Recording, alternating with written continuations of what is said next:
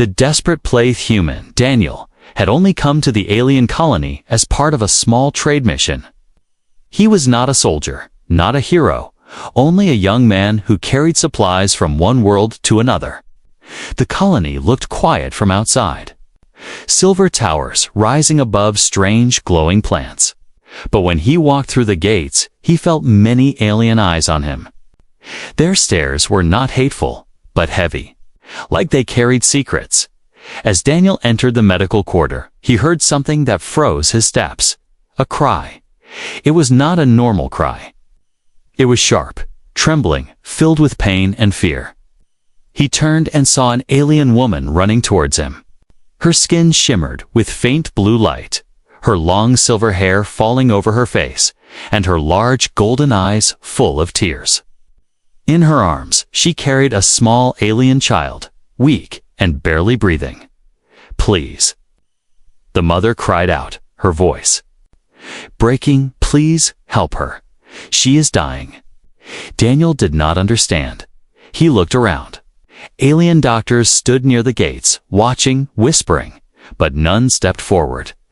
The mother knelt in front of him, clutching his arm with surprising strength. "You are human," she said, almost gasping for air. "Your blood, only your blood can save her. Please, I beg you. If you don't, she will die in minutes." Daniel's heart pounded. He had never seen an alien child so close. The girl was small, her chest rising weakly, her skin pale like fading light. Her eyes opened a little, and for a moment, Daniel saw fear and hope in them. He wanted to step back, to say, he was not a doctor, not a savior. But something inside told him he could not turn away. "Why me?" he asked quietly. The mother shook her head. "Our kind is failing. We have searched for years. Only human blood matches her cells. Only you can keep her alive." Daniel's throat went dry. He looked at the doctors. They did not stop him, but their silence was strange, almost cold. Still, he could not ignore the child's shallow breathing. He nodded once. "Tell me what to do." The mother pulled him into the medical chamber. The walls glowed with soft blue light, and machines hummed like whispers. She placed her child on a floating bed, her hands trembling. "Her name is Lyra," she said, voice breaking again. "She is my only child." Daniel rolled up his sleeve. The alien doctor, tall and thin with dark, crystal-like eyes, came closer. His voice was flat, but his hands were steady. "We will draw your blood. It will be painful. If you refuse at any moment, she will die." Daniel nodded. He lay on the chair, gripping the cold armrests. A long silver needle slid into his arm, drawing out his blood. Red against the pale light. His head spun as the doctor worked quickly, connecting tubes from Daniel to the alien child. At first, nothing happened. Lyra lay still, her chest almost silent. Daniel's vision blurred. He felt weaker with every passing second. Then, suddenly, the monitors beeped. The child's chest lifted. Her skin began to glow faintly again. Her small fingers twitched. "She is breathing." The mother gasped, her golden eyes wide with tears. She touched her daughter's face, sobbing with relief. "She is alive. She is alive because of you." Daniel let out a shaky breath. His arm ached, his body weak, but he could not stop looking. At the child, her eyes opened slowly, and for a brief second, they locked on his. A strange warmth spread in his chest. The alien doctor whispered something in his own language, his eyes fixed on Daniel.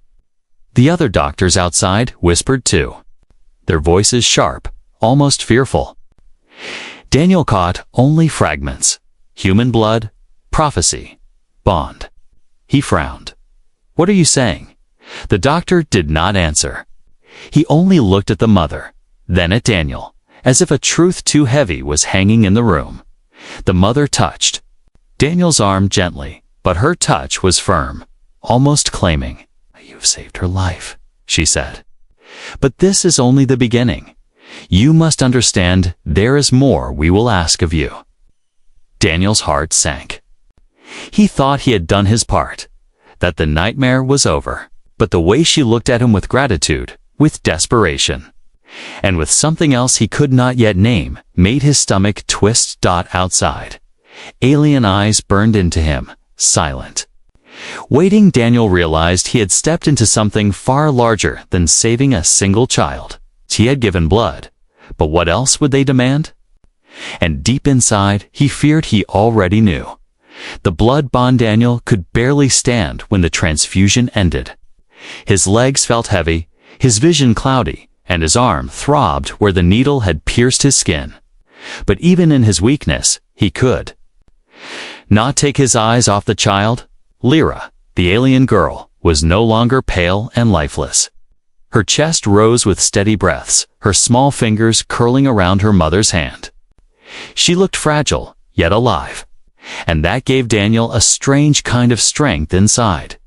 The mother held her daughter close, whispering soft words in her alien tongue. Tears rolled down her glowing cheeks, but her voice was filled with relief. "You saved her," she whispered, turning to Daniel. "Without you, she would be gone." Daniel leaned against the cold wall, trying to stay upright. I only gave blood," he muttered. "Anyone would have done the same." But the doctor, beside him, shook his head slowly. His crystal eyes studied Daniel with a strange intensity. "Not anyone," the doctor said in a flat but heavy tone. "Only human blood could merge with her cells. Only yours could bring her back." Daniel frowned. "What do you mean, only mine? You're saying I'm the only one who could have done?" This, the doctor did not reply. Instead, he turned away, scribbling strange symbols onto a glowing tablet. The silence felt heavy, like they were hiding something. Daniel looked back at the child. Quatisa Cordon eyes fluttered open, weak but shining. For a second, she stared at him, her gaze almost piercing through his tired body. Then her lips parted, and in a trembling voice, she whispered a single word in broken human language. "Father." The word struck Daniel like a blade. He froze, unable to answer. The mother gasped softly and clutched her daughter tighter, but she did not correct her. Instead, she looked at Daniel with eyes full of emotion he could not understand. Daniel shook his head. "No, I'm not," but the child had already drifted back into sleep, her tiny hand still reaching toward him. Confused and uneasy, Daniel stepped back. His heart raced. He wanted to believe it was only the fever of recovery. Only a child's mistake. Yet the way she said it, the way her voice held a bond, unsettled him deeply. The mother rose and walked closer, her tall figure casting a shadow over him. "Lyra has chosen you," she said softly but firmly. "Your blood saved her life. It is not only her life you touched. You have awakened something ancient within our kind." Daniel stared at her, bewildered. "What are you talking about?" "I just helped a child, that's all." The alien woman's golden eyes glimmered strangely. "No, human, you gave more than blood. You created a bond that cannot be broken." Her words echoed in his mind. Bond. The way she said it made his skin crawl. He remembered the whispers of the other doctor's prophecy. Blood, destiny. None of it made sense, but the weight of it pressed down on him like a storm about to break. He wanted to leave, to step away from this strange world and its strange rules. But when he tried to move toward the door, 2 guards appeared. Tall, armored, their faces hidden behind glowing masks. They blocked his path without a word. Daniel's voice cracked. "What is this? I helped you. I gave you my blood. Why are you keeping me here?" The mother's voice grew calm, almost too calm. "Because you are no longer just a visitor. You are tied to us now, to my child, to me. Daniel's chest tightened. He could not tell if it was fear or anger, but something inside him screamed that he had stepped into a trap. His blood had saved a life, but it had also chained him to a destiny he did not want. The doctor finally turned back, speaking in a low tone. You should rest. The bond will only grow stronger. Soon you will understand. Daniel's fists clenched.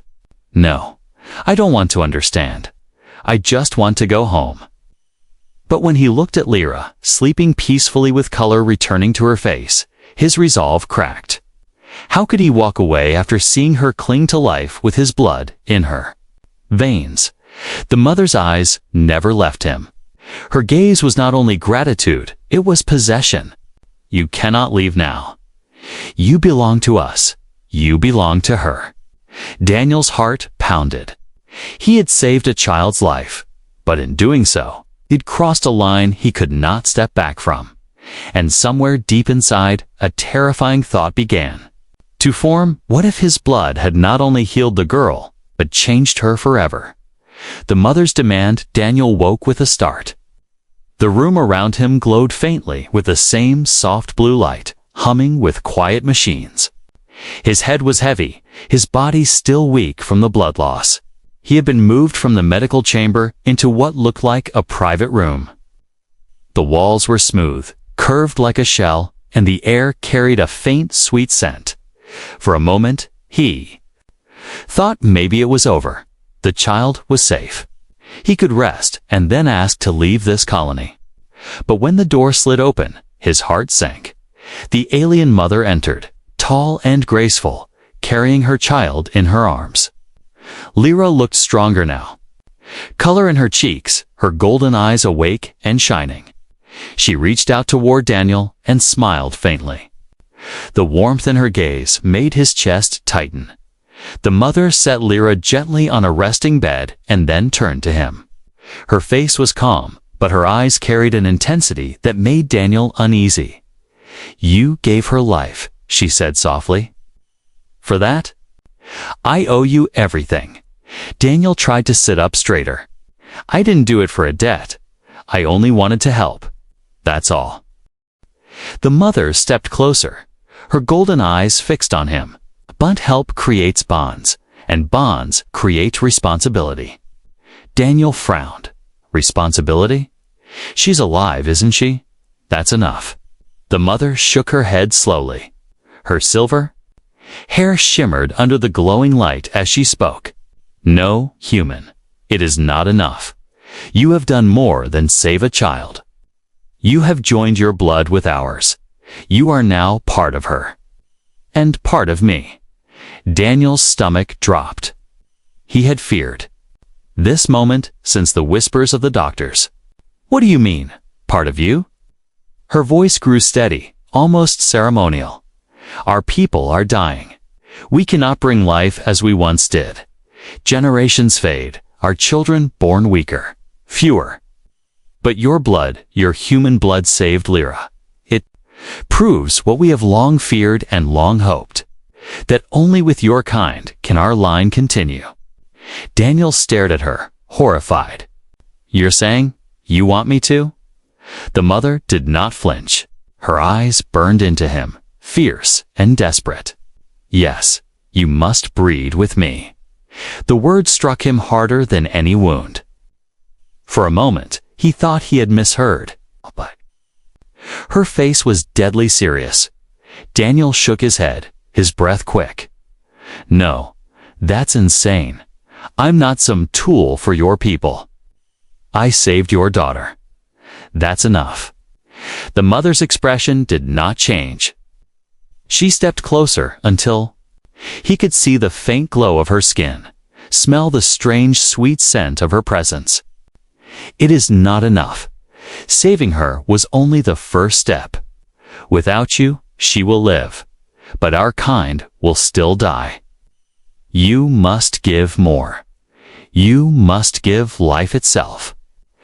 Daniel pushed himself to his feet, anger rising in his chest. I'm not here to save your entire race. I didn't agree to this. You can't force me." The mother's voice dropped lower, almost trembling, but her resolve was unshaken. "I am not asking as your enemy. I am asking as a mother. I saw my child die in my arms. You gave her back to me. Do you know what that means? Do you know what I would do to keep her alive?" Her words sent a shiver through him. This was no simple plea.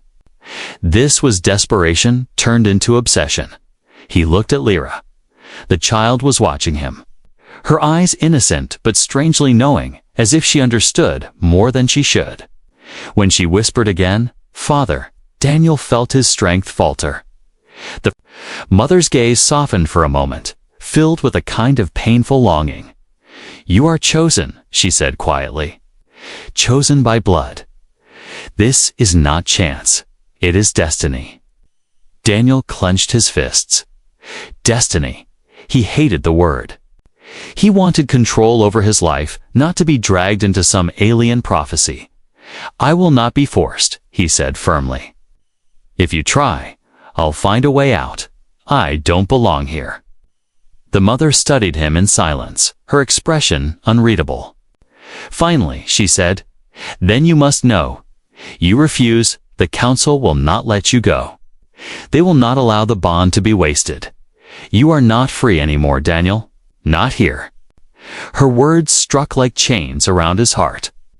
Guards outside the door shifted, their shadows moving against the glowing wall. He realized she was telling the truth. He was no longer a guest. He was a prisoner. Daniel's mind raced. He had thought giving blood was an act of mercy. But now it had become a trap, binding him to a demand he could never accept. The mother moved closer once more, her voice soft, almost pleading now. "Do not see it as chains. See it as a gift. Together, we can save my people. Together, we can save her future." Daniel stepped back, shaking his head, his heart pounding. "No," he whispered. "I will not be your savior. I will not be your breeder." But deep inside, he knew the fight was only beginning. Secrets of the alien race Daniel could not sleep. The alien mother's words echoed in his head like a curse. "You must breed with me." No matter how he tried to push it away, the truth remained. He was trapped. The guards outside his chamber stood silent, but their presence was heavy, like iron bars around him. When morning came, or what passed for morning under the colony's glowing skies, Daniel was summoned to the council chamber. 2 guards led him through twisting halls carved from strange crystal. The walls pulsed faintly with light, as if the entire structure was alive. Daniel's skin crawled with every step. At last, they entered a vast room where tall alien figures waited. 12 of them, seated in a half-circle on high thrones, their golden eyes gleaming in the dim light. The air was thick with silence. The mother stood at the center, her child beside her, small and fragile, but alive. Daniel's chest tightened. When he saw Lyra, she looked at him, her lips curving into a weak smile, and whispered, "Father." The word pierced him again, twisting his heart between guilt and anger. One of the council members spoke, his voice deep and echoing. "Human, do you understand what you have done?" Daniel clenched his fists. "I saved a child. That's all." Alien shook his head slowly. "No, you did more. Your blood did not only save her life, it awakened something in her cells. Something we thought lost forever." Daniel frowned. "What are you talking about?" The chamber grew colder as another elder leaned forward. Her voice was sharper, like a blade. "Our kind is dying. For centuries, our births have grown fewer, our children weaker. We searched across the stars for an answer, and long ago, the prophecies spoke of your kind. Humans, your blood holds what ours has lost the key to survival." Daniel felt his stomach twist. "You mean you've been waiting for this?" "For me?" The first elder nodded. "Not you alone. But when you came when you gave your blood. The prophecy was fulfilled. It proved the bond between our races. Without you, we cannot continue." Daniel's breath quickened. He looked at the mother, who stood silently, her golden eyes fixed on him. She was not asking anymore. She was demanding with every heartbeat. "This is madness," Daniel said firmly. "I won't be forced into this. I'm not your answer." The elders did not flinch. Instead, one of them raised a hand and a panel of the chamber wall shifted. A projection appeared, holograms of alien children, weak and fading. Some so frail they could not stand. Others already gone. The images burned into Daniel's eyes. "Look," the elder said. "This is our truth. Our species has no future. But with your blood, we can heal. With your seed, we can live."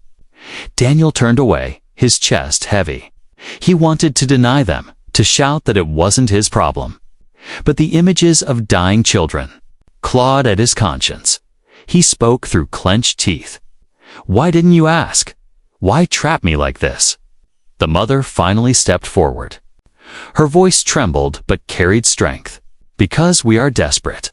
We begged the stars for an answer, and now you stand before us. We cannot risk you saying no." Her honesty struck him harder than threats. She was not cruel, not a monster. She was a mother who had nearly lost her child, who carried the weight of her people's extinction. But Daniel could not accept it so easily. "Even if I helped, even if I agreed.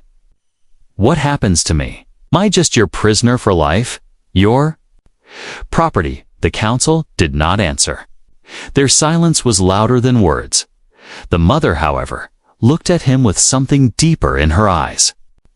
Not just desperation, but hope. "You would not be a prisoner. You would be part of us, a father to a new future." Daniel's heart raced. Part of him wanted to run, to break free and escape this strange prison. But another part that remembered Lyra's small hand clutching his hesitated. Could he abandon them, knowing they might vanish without him? Yet suspicion still gnawed at him. "You talk about prophecy, about bonds. What if this is more than biology? What if there's something else you're not telling me?" The elders shifted uncomfortably, their glowing eyes meeting one another. Finally, the eldest spoke in a low voice. "There is more. When your blood touched hers, it awoke the old bond, the ancient link between human and our kind. Long ago, before memory, our people and yours were one. That bond was broken, but prophecy said it would return. Through you," Daniel froze. His skin prickled. Was it true? Were humans and these aliens connected somehow, sharing more than just blood? The mother placed her hand on Lyra's shoulder. The child looked at him with eyes far older than her years. "Father," she whispered again, as if confirming the elder's words. Daniel's world spun. He had only wanted to help, only wanted to save one life. But now he stood at the center of a truth that stretched across history, prophecy, and the fate of an entire race. And deep down, he feared this was only the beginning. Between choice and force, Daniel was taken back to his chamber after the council meeting. But his mind was far from calm. He paced the floor like a caged animal, his hands clenched into fists. The words of the elders still echoed in his head. "You are chosen. Your blood is the key." He hated the word chosen. He had never asked for this. He had never wanted to be a savior, never wanted to carry the burden of an entire species on his shoulders. All he had done was try to save a child. And yet, here he was surrounded by guards, trapped in walls that glowed like a living prison, and chained by an expectation heavier than iron. The door slid open. It was her, again the mother. She stepped inside quietly, carrying food in her hands. The sweet scent of their strange fruits filled the room, but Daniel turned away, his stomach tight with anger. "You need to eat," she said softly. Your strength is not only yours now, it belongs to us too. Daniel spun toward her, his eyes burning. Don't speak like that. My strength is mine. My blood is mine. You can't just take my life and make it yours. She did not flinch. Her golden eyes were calm but steady, almost sad. I understand your anger, but you must also understand our pain. My people are dying. My daughter was dying. Without you, she would be gone. Her words pierced him, but he shook his head. I know I saved her, okay? And I don't regret it. But what you're asking now, what you're demanding that I give you children, that I become some tool for your survival. That's not saving. That's stealing my freedom. The mother's hands trembled as she set the food down. She looked away for a moment, her voice breaking. You think I want this? You think I want to beg a stranger to give me children? No. I want my people to live. I want my daughter to have a future. Do you understand what it feels like to know your kind will vanish? To watch every generation grow weaker? Daniel's anger faltered for a moment. He saw the pain in her eyes, the cracks in her calm. She was desperate, not cruel. But desperation was dangerous. She could make people do anything. Before he could answer, the chamber door opened again. 2 guards stepped inside, their armor gleaming. They stood tall, their masked faces cold and unreadable. One of them spoke in a sharp, mechanical voice. The council has decided. If the human will not give freely, then he must be compelled. Daniel's heart slammed against his chest. Compelled, he knew what that meant. His fists clenched, his body tense. You think you can force me? He snapped. The guards moved closer. Your blood is no longer only yours. You are bound. You cannot walk away. Daniel's eyes darted toward the mother. She stood frozen, torn between duty and mercy. Her lips parted as if to stop them, but no words came. Lyra's small voice broke the silence. Father, she whispered from the bed where she lay. The sound stopped everyone for a heartbeat. Daniel's chest tightened. The child's eyes glowed faintly, soft golden light reflecting his own face. She reached toward him, her tiny fingers trembling. The mother finally spoke, her voice desperate. Wait, do not harm him. He must not be broken. If he is to give life, it must be real. Forcing him will only destroy what bond exists. The guards paused. One looked at her, then at Daniel. If he will not choose, the council will act. It is only a matter of time. They stepped back, leaving the chamber. But their warning was clear. Daniel was living on borrowed time. When the door closed, silence filled the room again. Daniel's breathing was heavy, his body tense like a coiled spring. The mother looked at him, her eyes full of conflict. You see now, she said quietly, you think you still have a choice. But the truth is, they will never let you go. Daniel turned away, pressing his palms against the glowing wall. He felt trapped, surrounded, powerless. Yet, deep inside, he also felt something else, a spark of defiance. He whispered to himself, I will not let them decide my life. If I have to fight, I will. The mother's voice broke the silence again. Do not fight them, Daniel. You will lose. And, if you die, my daughter dies with you. She carries your bond now. Your blood flows in her veins. Her life is tied to yours. Daniel froze. Slowly, he turned back. What did you say? The mother's eyes filled with tears. Your blood did more than save her. It became part of her. If you die, she will die too. The words hit him like a storm. Not only was he trapped by the council, but now by his own conscience. His death would mean Lyra's death, and he could not let that happen. For the first time since he arrived, Daniel felt the full weight of the chains around him.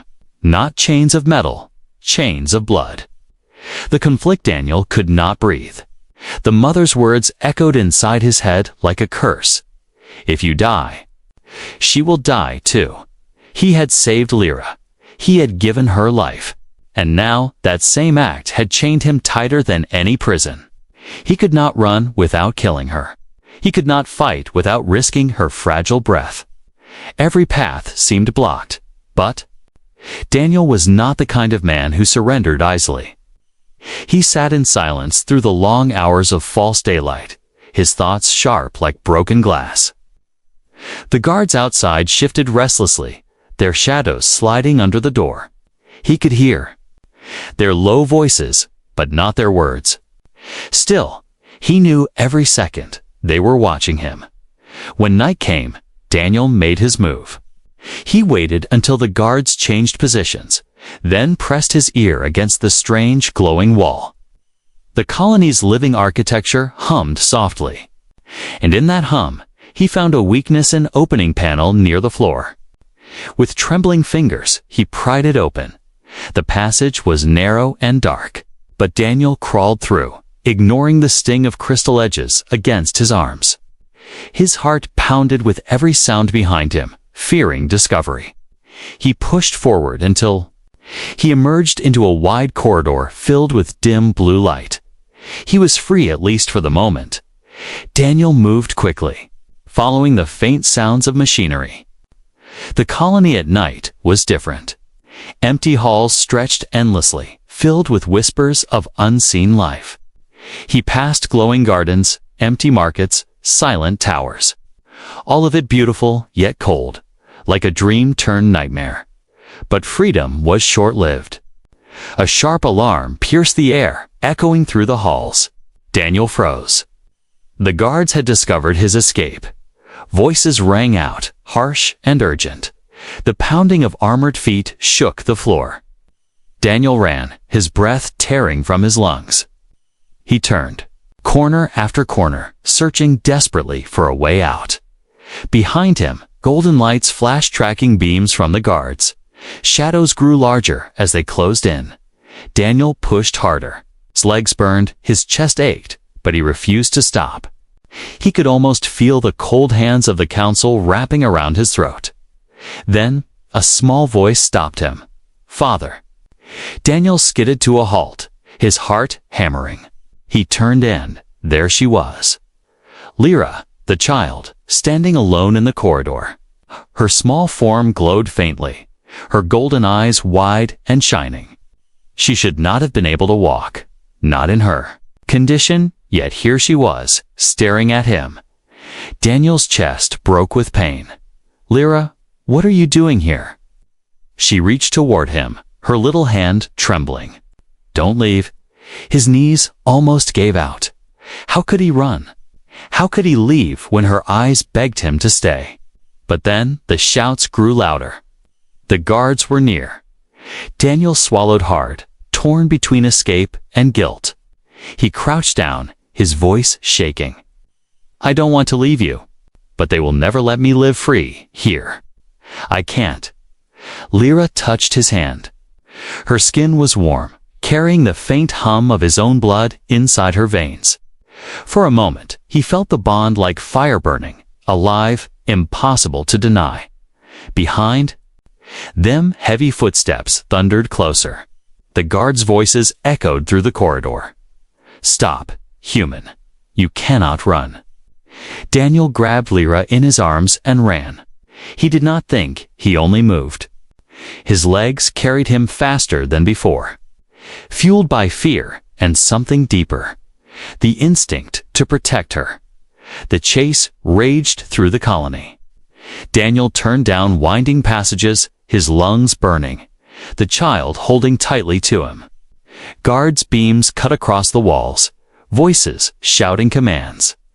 Each second, the net drew tighter. Finally, Daniel burst into the outer chamber, massive plaza under the alien sky. The stars above glowed strangely, unfamiliar and distant. For a moment, Daniel tasted freedom, but the guards were already surrounding. He set Lyra gently on the ground and stood tall, his fists clenched, his chest heaving. "Stay behind me," he whispered. The guards closed in, weapons glowing in their hands. One spoke coldly, "You cannot escape, human. The bond ties you here. Surrender." Daniel's mind raced. He could fight, but if he fell, Lyra would die. He could surrender, but that meant losing himself forever. Lyra clutched his leg, whispering, "Again, Father, don't let them take you." Her voice was like fire in his veins. He would not surrender. He could not. Daniel raised his voice, shaking but strong. "I am not your prisoner. If you want me, you'll have to kill Meba. Remember, if I die, she dies too." The guards hesitated. Their golden eyes flickered uncertainly. None moved. Forward, they knew he was telling the truth. Then, from the shadows, the mother appeared. Her silver hair shimmered under the alien stars, her golden eyes fixed on Daniel. She raised her hand, and the guards stopped instantly. "Enough," she commanded. Her voice was sharp, but trembling with hidden fear. She stepped closer, her eyes locked on his. "Daniel, you cannot run. You cannot fight. Don't you see? You are already bound to us."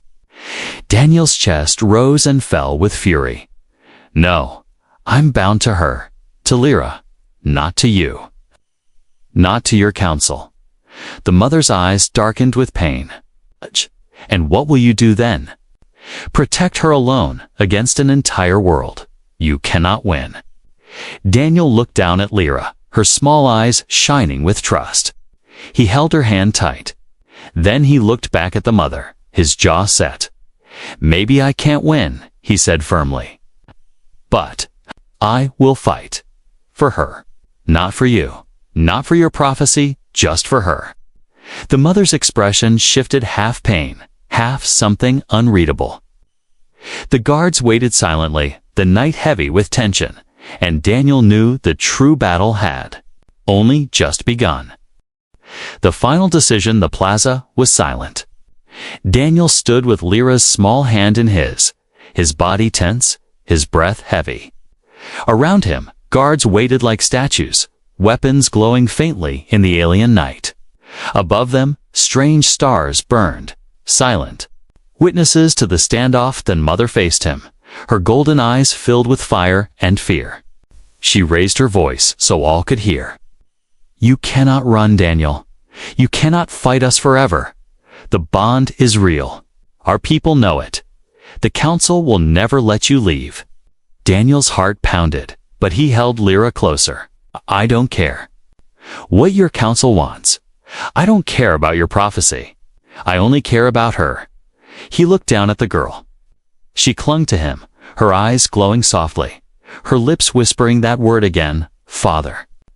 The word broke him and strengthened him at the same time. He had not asked for this bond. He had not chosen it. But now he could not deny it. Lyra's life was tied to his, and he could not abandon her. The mother stepped closer, her silver hair shining like liquid light. "And what of me? What of my people? Will you let us die? You carry the key inside you. Without you, we fade into dust." Daniel's jaw tightened. "I didn't come here to be anyone's savior. I came here as myself. But you chained me. You trapped me. You tried to take my choice away." The guards shifted uneasily. The mother's face grew pained, but her resolve did not break. "Sometimes destiny does not ask for permission," she said quietly. Daniel raised his voice louder than before, so the guards and the unseen ears of the council could hear. "Destiny is nothing without choice. You want me to give you life? Then listen, I will not give it because you force me. I will not give it because you trap me. I will give only if I choose. And my choice is mine alone." The words hung in the air like thunder. Even the guards hesitated, their golden eyes flickering with doubt. For the first time, Daniel felt their fear not of him, but of the truth he spoke. The mother's eyes narrowed. "And what is your choice, Daniel?" Daniel looked at her, then at the ring of guards, then finally at the child who clung to him. His throat tightened, but his voice came steady. "My choice is her. I will protect Lyra. I will give her a future, but not as your prisoner, not as your slave. If you want me to stay, it must be by my will, not yours." The mother's breath caught. For a long moment, she said nothing. Her gaze softened, her shoulders trembling as if she carried the weight of a dying world. Then she lowered her head. "You speak like no one of my kind. You are human, fierce, defiant. Perhaps that is why your blood saved her. Perhaps that is why the bond was meant to be." The guards shifted, confused. One finally spoke, his voice unsure. "What do we do, Lady Erin?" The mother Arn looked at Daniel again. Pain filled her golden eyes, but also something else, respect. She raised her hand slowly. "Stand down," she commanded. The guards froze, then lowered their weapons. The tension in the air cracked, like chains breaking apart. Daniel's chest loosened, though he did not relax fully. Erin stepped closer, her voice quieter now. "The council will not be pleased.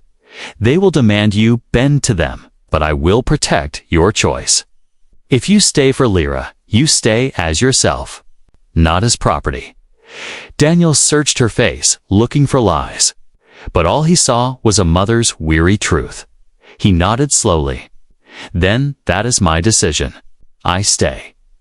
For her, he looked down at Lyra, who smiled faintly, her small fingers wrapping tighter around his dot. The mother's eyes shone with tears.